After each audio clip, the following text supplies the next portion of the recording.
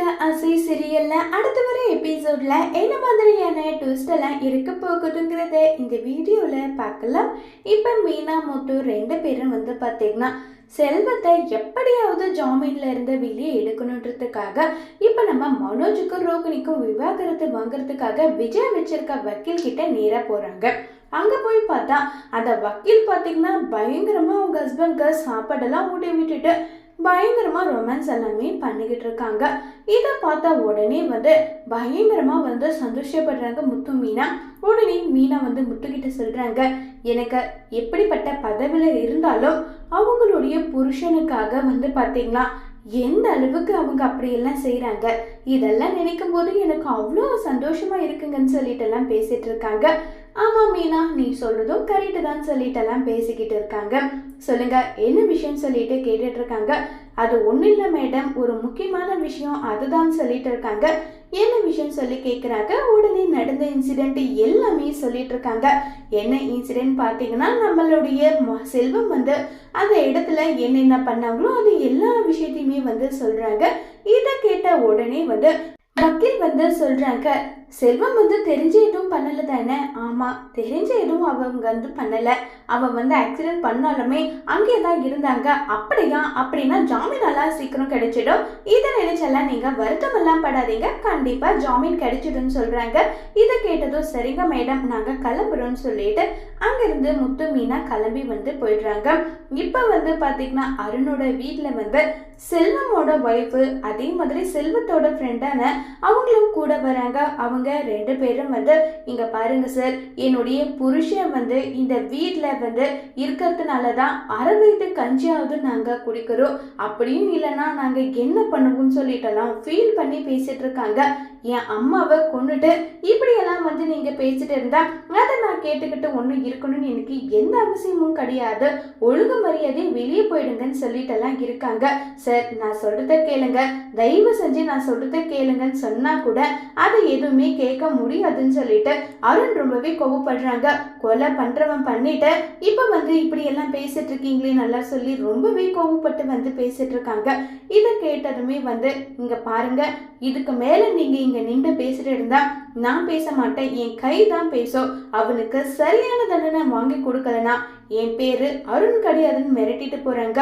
இப்ப உடனே சீதா எனக்குன்னு ஏதாவது சொல்ல வர்றாங்க. சீதா உள்ளவான்னு சொல்றேன், இல்லைன்னு சொன்னதும் உடனே உள்ள போயிடுறாங்க. உள்ள போனதும் ரொம்பவே ஃபீல் பண்ணிட்டு இருக்காங்க. இப்ப முத்துவும் மீனா ரெண்டு பேருமே வீட்டுக்கு வராங்க. அவங்க ரெண்டு பேரும் வீட்டுக்கு வந்ததுமே என்னாச்சுன்னு சொல்லிட்டு கேக்குறாங்க. உடனே நடந்த விஷயத்தை எல்லாமே சொல்றாங்க. பேசிட்டே இருக்கும்போது கையை நீட்டிட்டு போறாங்கன்னு சொன்னதும் இதை கேட்டதும் இங்க பாருங்கம்மா, நான் எப்படியாவது செல்வத்தை வெளியெடுக்க வேண்டியது என்னுடைய பொறுப்பு. நீ இதுக்கெல்லாம் வருத்தப்பட்டுட்டெல்லாம் இருக்காது, இங்க நின்று கேட்டுட்டும் இருக்காது, நீ கிளம்புன்னு சொல்லிடுறாங்க. உடனே அங்கிருந்து கிளம்பி போறாங்க. என்னங்க இது என்னங்க நடக்குதுங்கன்னு எல்லாம் சொல்லிட்டெல்லாம் பேசிட்டு இருக்காங்க. விடு பார்த்துக்கலான்னு சொல்லிட்டு அங்கிருந்து முத்து மீனா கிளம்பி போயிடுறாங்க. இப்ப நம்ம விஜயோட ட்ராக்கை காட்டுறாங்க. விஜய் அண்ணாமலை கிட்ட புலம்பிட்டு இருக்காங்க. எங்க ரவிக்கு எங்கங்க புத்தி இது மலகி போச்சா, எதுக்காகங்க அவன் இப்படி பண்ணிட்டு இருக்கான்னு சொல்றாங்க. விஜயா முதல்ல என்ன விஷயம்னு சொல்லு, நீ படுக்க பேசிட்டு இருந்தா என்ன அர்த்தம்னு சொல்லிட்டு கேட்டுட்டு இருக்காங்க. உடனே அதுக்கு என்ன பதில் சொல்றதுன்னு தெரியாம ஒரு பக்கம் ரொம்பவே வருத்தத்துல இருக்காங்க. உடனே முத்து மீனா ரெண்டு பேரும் அந்த இடத்துக்கு வராங்க. முத்து மீனா வந்ததும் இது எல்லாத்துக்குமே காரணம் இவனும் இவ்வளவு தான்றாங்க. ஆமா அத்தை, ஆமா எங்களுக்கு அதே வேலைதான், வேற வேலை எதுவும் இல்லை, அடுத்தவங்க வாழ்க்கையை எப்படி கெடுக்கிறது இதை பத்தி மட்டும்தான் நான் யோசிக்கிறேன்னு சொல்லிட்டு மீனா எடுத்தெறிஞ்சு பேசினதோ. பாத்தீங்களா நீங்க இருக்கும் போதே நீங்க கூட்டிட்டு வந்த மருமக என்கிட்ட எப்படி பேசுறாலோ பாத்தீங்களா. விஜயா, நம்ம பேசுறத பொறுத்து தான் அவங்க நமக்கு மரியாதை கொடுக்கறதும் கொடுக்காம இருக்கிறதும் இருக்கு. நீ பேசுறது தப்பு இல்லையான்னு சொல்லிட்டு கேக்குறாங்க. ஆமாங்க, இப்படியே என் வாயை அடிச்சிடுங்க, எதுவும் நான் பேசக்கூடாது அப்படிதானேன்னு சொல்லிட்டு விஜய் ஒரு பக்கம் பேசிட்டு இருக்காங்க. இங்க பாருங்க என்ன நடந்ததுன்னு சொல்லுங்கம்மான்னு சொல்லி கேக்குறாங்க. இப்போ ஸ்ருதியோட அம்மா எனக்கு ஃபோன் பண்ணாங்க. ரவி போயிட்டு எல்லாத்துக்கும் காரணம் நீங்க தான், நீதுவோட ஹோட்டல் இப்படி டேமேஜ் ஆயிருக்கு, அது எல்லாத்துக்கும் சேர்த்து பணம் வந்து நீங்கள் தான் கொடுக்கணும்னு சொல்லிட்டு கேட்டிருக்கான்னு எல்லாம் சொல்கிறாங்க. உடனே முத்து சொல்கிறாங்க, ஆமாம் அது சரி தானே, ரவி கேட்டது சரி தானேன்னு சொல்கிறாங்க. அப்போ நீ தான் அவனுக்கு சொல்லி கொடுத்தியா? அத்தை எங்களுக்கெல்லாம் சொல்லி கொடுக்கணுன்ற அவசியம்லாம் ஒன்றும் கிடையாதுன்னு சொல்லிட்டு மீனா வந்து பேசிட்டு இருக்காங்க. உடனே இங்க பாரு, இதனால தேவையில்லாத பிரச்சனை தானடா முத்து வரும், ரவி எதுக்காக போயிட்டு இருக்கணும் அங்க பேசணும் நல்லா சொல்லிட்டு இருக்காங்க. அப்பா என்ன ஏதுனால எனக்கு எதுவும் தெரியலப்பான்னு சொல்லிட்டு முத்து சொல்லிட்டு இருக்காங்க.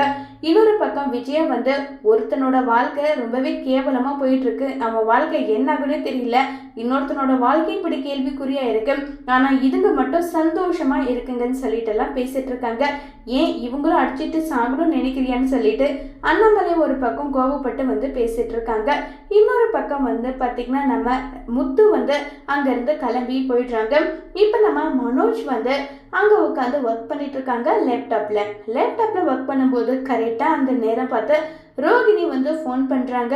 ஐயோ இவளான்னு சொல்லிட்டு பயங்கரமாக வந்து ஷாக் ஆகுறாங்க. ரொம்பவே ஷாக் ஆகிட்டு மனோஜ் என்ன விஷயம், எதுக்கு ஃபோன் பண்ணிட்டு இருக்க? நான் இந்த வெண்ணிலவுக்கு நடுவில் உட்காந்துட்டு இருக்கேன், நீங்கள் இல்லாமல் லைஃபே கிடையாதுன்னு நல்லா சொல்லிட்டு ஒரு ரொமான்டிக்காக பேசுகிற மாதிரி பேசுகிறாங்க. இது எதுக்குமே ரேட் பண்ணாமல் மனோஜ் வந்து ஃபோனை கட் பண்ணிடுறாங்க. எத்தனை நாளைக்கு என்கிட்ட இருந்து ஓடி ஒளிய முடியும், நானும் பார்க்குறேன் மனோஜ்னு சொல்லிட்டு இப்போ நம்ம ரோகிணியும் சைலண்டாகவே இருக்காங்க. கண்டிப்பாக எப்படியாவது மனசை மாற்றிடுவேன்ற நம்பிக்கையில் இன்னொரு பக்கம் முத்து மீனா 2 பேரும் எப்படியாவது நம்ம ஏதாவது ஒன்று பண்ணியே ஆகணும்னு சொல்லிட்டு இப்போ யோசிச்சுட்டு இருக்காங்க. எப்படியாவது செல்வத்தை வெளியே எடுக்கணும்னு சொல்லிட்டு அந்த நேரம் பார்த்து ஃபீல் பண்ணி அழுதுகிட்டே வந்து ரவி வந்து ஃபீல் பண்ணி வந்து பேசிட்டு இருக்காங்க. நான் பண்ணது தப்பு தான்டா முத்து, தயவு செஞ்சு நீ என்னை மன்னிச்சுடுடான்னு சொல்லிட்டு ஃபீல் பண்ணிட்டு இருக்காங்க. டே நீ என்னடா பண்ண, எதுக்காகடா நீ என்கிட்ட போயிட்டு மன்னிப்பெல்லாம் கேட்டுட்டு இருக்க, எதுக்காக மன்னிப்பு கேட்குற, மன்னிப்பெல்லாம் கேட்காதுன்றாங்க. இல்லை நான் பண்ணது ரொம்ப பெரிய தப்பு, அதுக்காக தான்டா உன்கிட்ட நான் மன்னிப்பு கேட்குறேன், என்னை மன்னிச்சிடுன்னு சொல்லிட்டு ஃபீல் பண்ணியெல்லாம் வந்து பேசிக்கிட்டு இருக்காங்க. உடனே வந்து பார்த்தீங்கன்னா அந்த நேரத்தில் வந்து இங்கே பார், நீ பண்ணதெல்லாம் ஒரு விஷயம் கிடையாது, நீ என்னுடைய தம்பிடா, நீ என்ன திட்டாம வேற யாரை திட்ட போறாங்கன்னு சொல்லிட்டு முத்து வந்து அட்வைஸ் பண்ணிட்டு இருக்காங்க. உடனே விஜயா வந்து ரவி கிட்ட சத்தம் போடுறாங்க. டே ரவி எதுக்காகடா ஸ்ருதியோட வீட்டுக்கு போகணும்னு சொல்லிட்டு கேட்குறாங்க. ஏமா அந்த விஷயத்த ஸ்ருதி உங்ககிட்ட சொன்னால? ஸ்ருதி எல்லாம் ஒன்றும் சொல்லலை, நானாக தான் கேட்குறேன்னு சொல்லுன்றாங்க. நான் அவங்க வீட்டுக்கு போன விஷயம் உங்களுக்கு எப்படி தெரிஞ்சது? ஸ்ருதியோட அம்மா தான் ஃபோன் பண்ணாங்க. இங்கே பாருடா, உன் கூட சேர்ந்து ஸ்ருதி வாழணுன்ற எண்ணம் இருக்கா இல்லையான்னு சொல்லிட்டெல்லாம் கேட்டுட்டு இருக்காங்க. இப்போவே ஸ்ருதிக்கு ஃபோன் பண்ணுற, மன்னிப்பு கேளுன்றாங்க. நான் எந்த தப்பும் பண்ணலை, என்னாலெல்லாம் மன்னிப்பு கேட்க முடியாது, நீத்து பண்ணது அப்போ சரின்னு சொல்ல வரியா? நீத்து பண்ணது தப்புதாமா, நான் இல்லை நல்லா சொல்லலை, அதுக்காக ஸ்ருதியோட அப்பா பண்ணது மட்டும் சரியாயிடுமா? அது எப்படிமான்னு சொல்லிட்டெல்லாம் ரொம்பவே கோவப்பட்டு வந்து பேசிட்டு இருக்காங்க. டே நான் சொல்றது என்னன்னு கொஞ்சம் கேளுடா. இல்லைம்மா என்னால் கண்டிப்பாக கேட்கலாம் முடியாதுன்னு சொல்லிட்டு ரொம்பவே பிடிவாதமா இருக்காங்க. உடனே சரி என்ன பண்றது, நீ என்னுடைய பையனையா போயிட்ட, என்னுடைய பையனுக்கு என்ன செய்யணுமோ அதை வந்து நான் செய்யறேன்னு சொல்லிட்டு ரொம்பவே கோவமா இப்ப வந்து பாத்தீங்கன்னா நம்ம விஜயாவே ஃபோன் பண்ணி ஸ்ருதி கிட்ட, ஸ்ருதி ரவி பண்ணது தப்புதாமா மன்னிச்சிடுன்றாங்க. எதுக்காக ஆண்டி மன்னிப்பு கேட்குறீங்க, ரவி பண்ணது தப்புன்னு சொல்றீங்களே, என்ன விஷயத்த நீங்க அப்படி சொல்றீங்கன்னு சொல்லிட்டு கேட்குறாங்க. இல்லை உன்னுடைய அப்பா வந்து பொண்ணோட லைஃப் நல்லா இருக்கணுன்றதுக்காக ஒரு விஷயம் பண்ணாங்க, அந்த விஷயத்த வந்து அவன் புரிஞ்சுக்காம வந்து உன் அப்பா கிட்ட பணம் கேட்டான்ல, அது தானே தப்புன்றாங்க. இல்லையே ரவி இடத்துல யாரை இருந்திருந்தாலுமே கண்டிப்பா அதுதான் சரி, நானா இருந்திருந்தாலுமே நான் அதுதான் கேட்டிருப்பேன்னு சொல்லிட்டு ஸ்ருதி சொன்னதுமே ரவிக்கு பயங்கர ப்ரௌடாயிடுது. ஏன்னா நம்ம ஸ்ருதி பேசின விஷயத்த நினைச்சு அவ்வளோ சந்தோஷப்படுறாங்க. என்னமா பேசிட்டு இருக்கேன், ஆமா ரவி பேசுனது சரிதான், என்னாலெல்லாம் நிஜமாவே ஒத்துக்க முடியும், கண்டிப்பா ரவி வந்து நடந்துகிட்டது 100% கரெக்ட் தான் சொல்லிட்டு இருக்காங்க. அதுக்காக ரவி மேல இருக்க கோவம் எல்லாம் குறைஞ்சிடுச்சுன்னு அர்த்தம் கிடையாது, ரவி பண்ணது கரெக்ட் அவ்வளோதான் சொல்லிட்டு ஃபோனை வந்து கட் பண்ணுறாங்க. இதை பார்த்ததுமே வந்து ரொம்ப சந்தோஷப்படுறாங்க. ரவி பார்த்தீங்களா எந்த அளவுக்கு வந்து ஸ்ருதி உங்களை அண்டர்ஸ்டாண்டிங் பண்ணியிருக்காங்கன்னு சொல்லிட்டு, அண்ணி உங்களுக்கே தெரியாதா நான் எந்த அளவுக்கு அவங்க மேலே அன்பாக பாசமாக இருப்பேன்னு சொல்லிட்டு, தெரியும் அதனால தான் கேட்குறேன்னு சொல்லிட்டு எல்லாம் பேசிகிட்டு இருக்காங்க. இதை நினச்சி ஒரு பக்கம் ரொம்பவே சந்தோஷத்தில் வந்து ரவி இருக்காங்க. இன்னொரு பக்கம் வந்து பார்த்தீங்கன்னா மனோஜோட ட்ராக்கை காட்டுறாங்க. மனோஜ் வந்து பார்த்தீங்கன்னா ஃபீல் பண்ணிட்டு உட்காந்துட்டு இருக்காங்க. ரோகிணி பேசினது எல்லாமே இப்போ வந்து நம்ம ரோகிணி பரவாயில்லையே, நம்ம செஞ்ச வேலை ரொம்பவே சூப்பராக ஒர்க் அவுட் ஆகிருக்கு போலன்னு சொல்லிட்டு பயங்கர சந்தோஷத்தில் வந்து இருக்காங்க. வேற லெவல் சந்தோஷத்தில் இருக்காங்க. உடனே என்ன மனோஜ் எப்பவுமே என்னுடைய நினைப்பாவே இருக்க போலன்றாங்க. ஏய் யாரடி உனக்கு சொன்னது, யார் உனக்கு சொன்னது, அப்படியெல்லாம் ஒன்றும் கிடையாது, நான் எதுக்காகடி உன்னை நினைக்கணும், உன்னுடைய நினைப்பெல்லாம் நான் ஒன்றும் கிடையாதுன்னு சொல்லிட்டு சொல்கிறாங்க.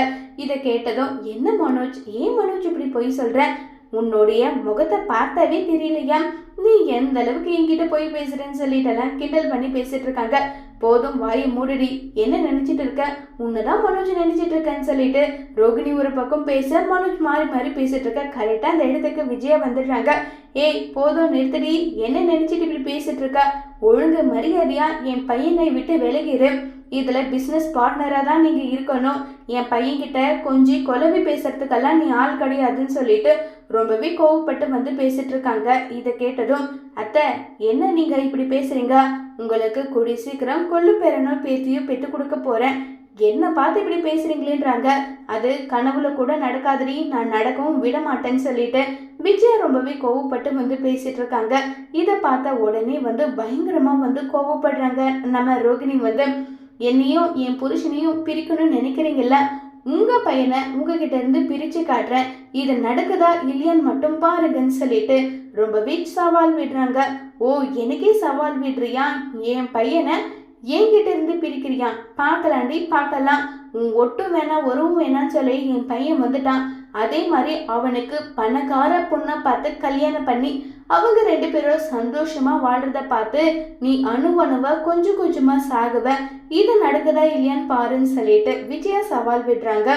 இவங்க 2 பேருமே மாறி மாறி சவால் விட்டுட்டு இருக்காங்க. உடனே விஜயா அதையும் பார்க்கலாண்டின்னு சொல்லிட்டு அங்கிருந்து கிளம்பி போறாங்க. உடனே மனோஜ் கிட்ட போயிட்டு இங்க பாரு மனோஜ், நீ என்ன பண்ணுவ ஏது பண்ணுவனாலாம் எனக்கு தெரியாது, அவ எப்படியாவது உன்னை மயக்கணும்னு சொல்லிட்டு நினைப்பா, அவளுடைய வசியத்துக்கு நீ போகாம இருன்னு சொல்லிட்டு கோவமா அங்கிருந்து போறாங்க. அம்மா என்னமா நீ பேசிட்டு இருக்க, நான் எதுக்காகமா அவளுடைய வசியத்துக்கு போவேன், என்னமா இதுன்னு சொல்லிட்டு இருக்காங்க, நான் சொன்னதை மட்டும் செய்யடா, ஒரு வேளை அவ தான் முக்கியம் நீ முடிவு பண்ணினா உன் அம்மாவை நீ உயிரோட பார்க்க மாட்டேன்னு சொல்லிட்டு அங்கிருந்து கிளம்பி போனதும் மனோஜுக்கு பயங்கர குழப்பமா இருக்கு. என்னடா நடக்குதுங்க, என்ன நடந்துட்டு இருக்குன்னு ஒண்ணுமே புரியலன்னு சொல்லிட்டு மனோஜ் ஒரு பக்கம் ரொம்பவே கோபத்துல வந்து இருக்காங்க. அடுத்த ட்ராக்கா வந்து பாத்தீங்கன்னா நம்ம முத்து வந்து நேரா மீனா கிட்ட போறாங்க. மீனா கிட்ட போயிட்டு இப்போதைக்கு நமக்குன்னு இருக்கிற ஒரே ஒரு சாட்சி யாருன்னா நம்ம வித்யா மட்டும்தான், வித்யாவை வந்து எப்படியாவது ரோகிணிக்கு எதிராக சாட்சி சொல்ல வைக்கணும், நான் முருகன் கிட்டையும் வித்யா கிட்டையும் பேசுறேன்னு சொல்லிட்டு இருக்காங்க.